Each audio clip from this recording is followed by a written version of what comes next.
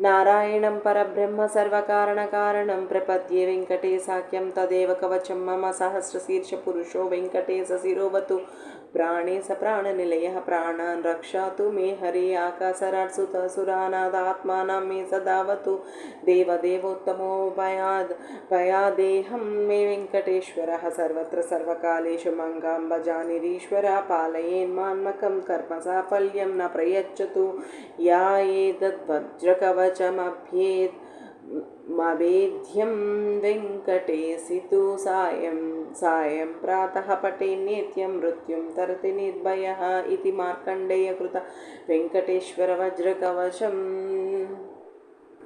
नारायणं परब्रह्म सर्वकारणकारणं प्रपद्ये वेङ्कटेशाख्यं तदेव कवचं मम सहस्रशीर्षपुरुषो वेङ्कटेशशिरोवतु प्राणे स प्राणनिलयः प्राणान् रक्षातु मे हरि आकाशराट्सुतः सुरानादात्मानं मे सदावतु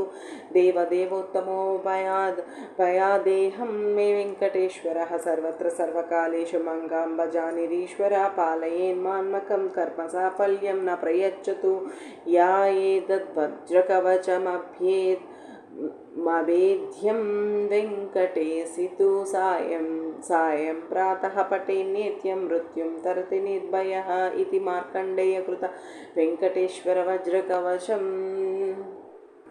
नारायणं परब्रह्म सर्वकारणकारणं प्रपद्ये वेङ्कटेशाख्यं तदेव कवचं मम सहस्रशीर्षपुरुषो वेङ्कटेशशिरोवतु प्राणे स प्राणनिलयः प्राणान् रक्षातु मे हरि आकाशराट्सुतः सुरानादात्मानं मे सदावतु देवदेवोत्तमो भयादेहं मे वेङ्कटेश्वरः सर्वत्र सर्वकालेषु मङ्गां भजानिरीश्वरः पालयेन्मान्मकं कर्मसाफल्यं न प्रयच्छतु या एतद्वज्रकवचमभ्येत् मवेद्यं वेङ्कटेशितु सायं प्रातः पठे नित्यं मृत्युं तरति निर्भयः इति मार्कण्डेयकृत वेङ्कटेश्वरवज्रकवचम्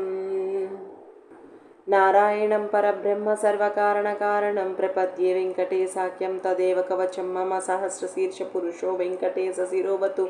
प्राणे स प्राणनिलयः प्राणान् रक्षातु मे हरि आकाशराट्सुतः सुरानादात्मानं मे सदावतु